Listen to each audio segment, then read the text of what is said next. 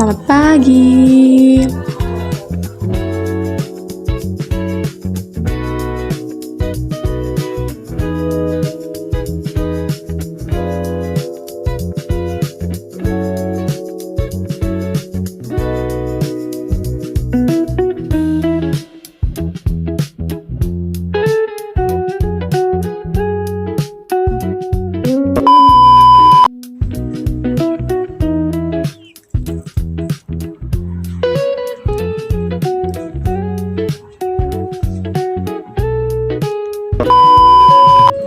Assalamualaikum warahmatullahi wabarakatuh.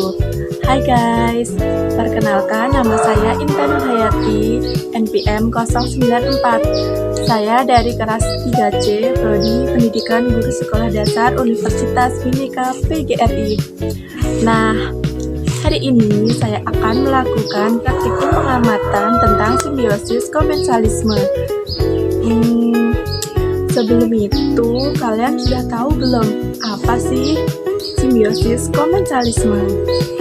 Nah, jadi simbiosis komensalisme yaitu interaksi biologis antara dua jenis makhluk hidup di mana satu pihak diuntungkan dan satu pihak tidak diuntungkan atau tidak mendapatkan apa-apa.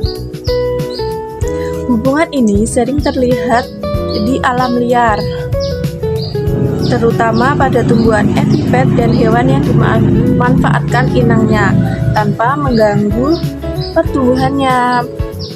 Ciri-cirinya, satu pihak untung, yaitu organisme yang diuntungkan biasanya lebih kecil dari inangnya, dan satu pihak netral atau inangnya tidak mendapatkan manfaat atau kerugian apapun.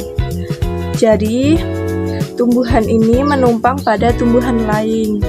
Nah, seperti itu ya teman-teman.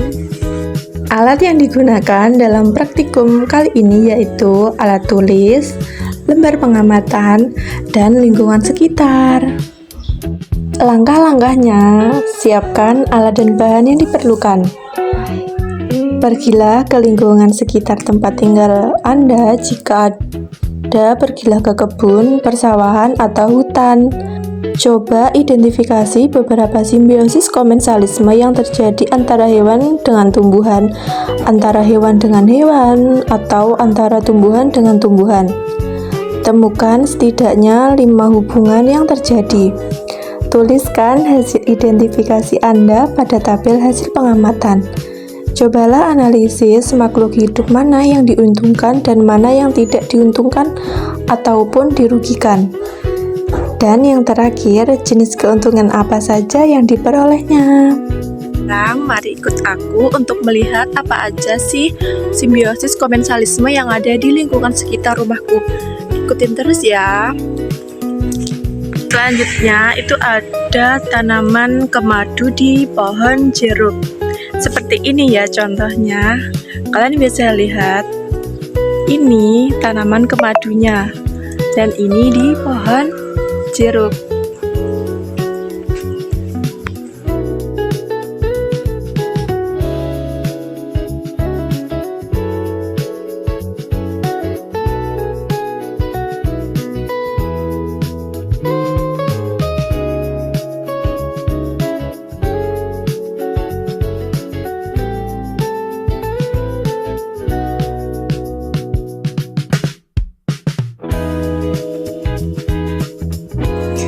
Tanaman kemadu di pohon jeruk. Tanaman kemadu sebagai epifit tumbuh menempel pada batang atau cabang pohon jeruk untuk menangkap sinar matahari, lebih baik guna fotosintesis. Akar udaranya menyerap kelembapan dari udara dan hujan, tanpa menembus kulit pohon jeruk atau mengambil sari tanahnya. Pohon jeruk tidak terganggu karena kemadu tidak bersaing nutrisi, menjaga keseimbangan ekosistem kebun.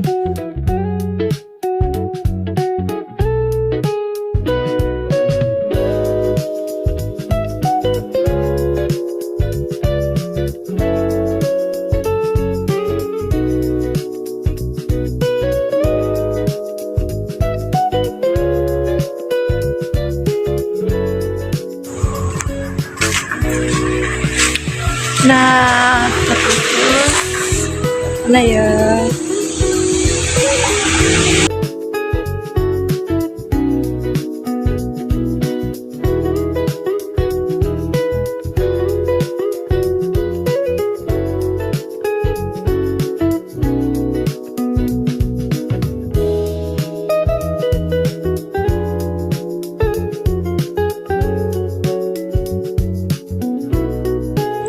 Nah, selanjutnya ada tanaman tanduk rusa di pohon jambu. Tanaman tanduk rusa tumbuh epifit di celah cabang pohon jambu, mendapatkan posisi tinggi untuk fotosintesis optimal dan menyerap mineral dari udara. Bentuk tanduknya memudahkan penangkapan embun, tanpa mengganggu aliran nutrisi pohon jambu. Hubungan ini netral bagi jambu yang terus berdaun lebat dan buah tanpa kompetensi sumber daya.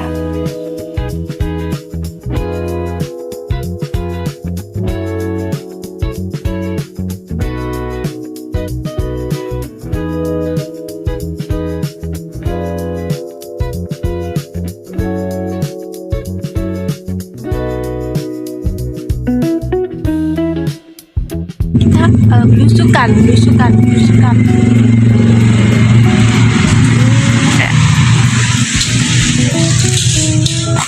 Kita mencari lagi ya guys.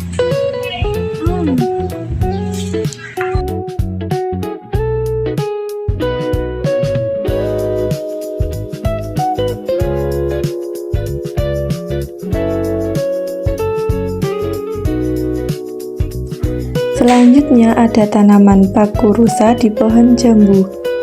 Paku rusa atau sering disebut paku simbar memanjang, menempel epifit pada pohon jambu, memanfaatkan ketinggian untuk cahaya matahari dan spora penyebaran. Tumbuhan ini hidup dari air hujan dan debu udara, tanpa akar parasit yang merusak jaringan pohon jambu.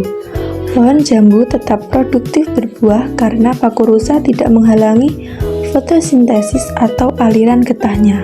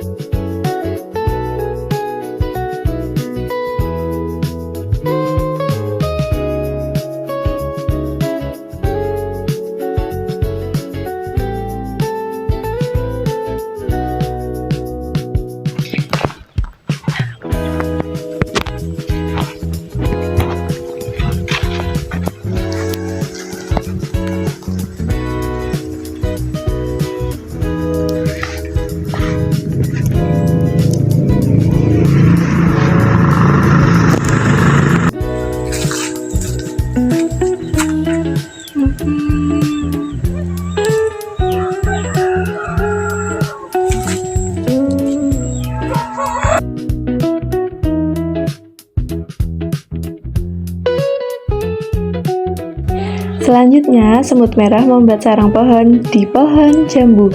Semut merah membangun sarang dari daun yang dijawit pada cabang pohon jambu, mendapatkan perlindungan dari hujan dan predator.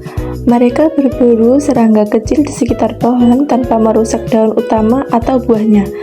Pohon jambu tidak dirugikan karena semut justru mengendalikan hama. Meski manfaat ini tidak wajib dalam definisi komensalisme murni, tapi masih bisa dikatakan sebagai komensalisme.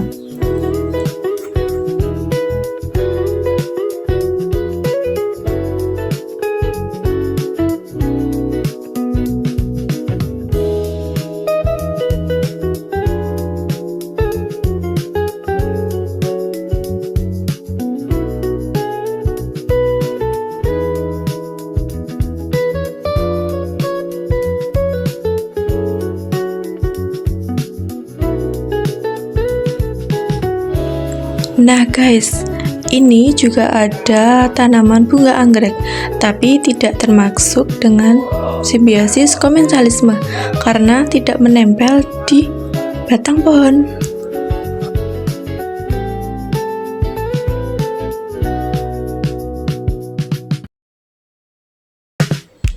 Dan yang terakhir yaitu burung membuat sarang di sela-sela pohon buah naga.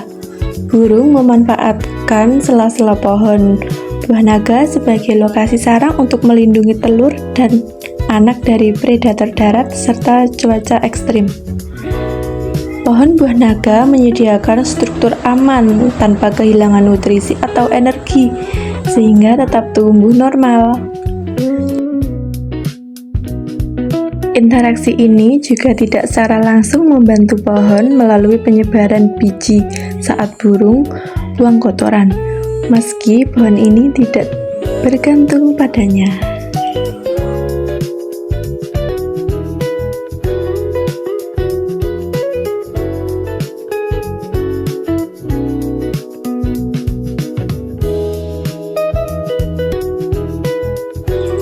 Nah guys, jadi dapat saya simpulkan ya, praktikum ini membuktikan simbiosis komensalisme adalah hubungan alam yang pintar dan humoris, di mana satu pihak seperti paku rusa, tanduk rusa, kemadu, semut merah, ataupun burung mendapat manfaat yang nyata, atau tempat tinggal aman, cahaya matahari baik, atau perlindungan dari predator. Sementara inang atau pohon jambu, pohon jeruk, dan buah naga tetap netral tanpa rugi nutrisi, energi, dan pertumbuhan. Paku rusa dan tanduk rusa hidup mandiri dari air hujan serta embun udara pakai akar epifit yang cuma menempel pada permukaan, tidak pernah tembus di kulit pohon jambu sehingga buahnya tetap merah manis setiap musim. Kemadu di pohon jeruk dapat sinar optimal tanpa tembus di kulit pohon. Semut merah bikin sarang daun di jambu stabil bonus makan hama, dan burung pilih sela pohon buah naga untuk sarang aman tanpa ganggu produksi buah naga gemuk. Lanjut, hubungan berbagai ini sempurna di iklim tropis Indonesia karena komensial selalu lebih kecil dan pintar adaptasi, akar udara, tangkap lembab, sarang gantung melindungi jam, bentuk tanduk berkumpul embun tanpa pernah ambil hak inang untuk fotosintesis, aliran darah, maksudnya aliran getah, atau berbuah. Pengamatan ini menunjukkan pohon berkomensial justru tampak lebih hijau, indah, dan produktif. Bahkan dapat bonus seperti penyebaran biji via kotoran burung atau pengendalian hama oleh semut. Meski bonus ini bukan syarat utama komensalisme, pentingnya praktikum ini yaitu kita belajar menjaga ekosistem kebun rumah dengan tidak cabut epifit atau merusak sarang, karena komensalisme tingkat keanekaragam hayati tanpa kompetisi sumber daya. Nah, akhirnya simbiosis ini diajarkan pelajaran alam. Hidup berdampingan bisa saling dukung tanpa saling ambil hak. Di kebun tropis kita, paku rusa diberi estetika alami, kemadu bikin pohon jeruk kelihatan subur, semut di jambu hemat pestisida, burung buah naga tambah suara alam, semua tanpa biaya bagi pohon inang. Jadi guys, praktikum komensalisme ini bukan cuma teori buku, tapi panduan nyata rawat kebun organik supaya panen melimpah, stabil, dilindungi kehidupan kecil yang pintar dan bertahan. Jadi gitu ya guys. Nah guys, jadi kalian sudah paham kan apa itu simbiosis komensalisme?